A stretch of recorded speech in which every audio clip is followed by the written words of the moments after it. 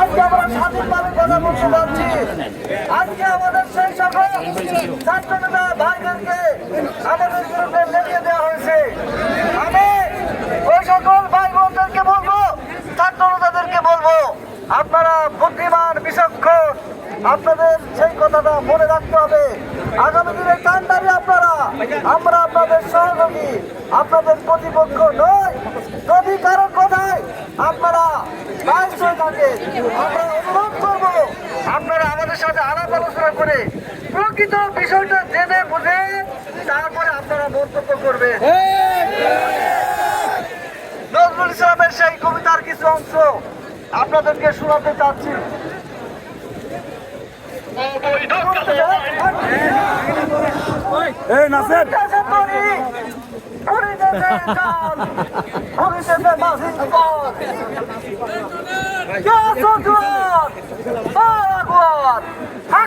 ভবিষ্যৎ দুর্গম গিরিকান্তার মরু দুস্তর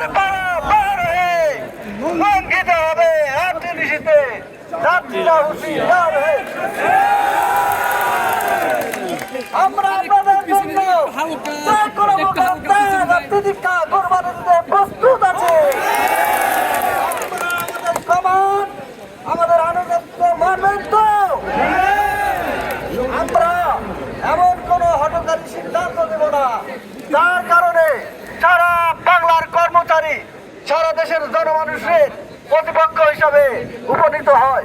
আমরা চাইব প্রতিটা আমরা যেমন রাষ্ট্রের সেবক ছিলাম, আমরা নির্দ্বিধায় নির্বিঘ্নে এই রাষ্ট্রের দায়িত্ব পালন করে সাধারণ আপামর জনগণকে সেবা দিতে চাই। আমরা কোন রাজনৈতিক ছাত্র চরিতার্থ করার পায়তারা যদি কেউ করে, আমরা শক্ত দেশটাকে প্রতিহত করবো।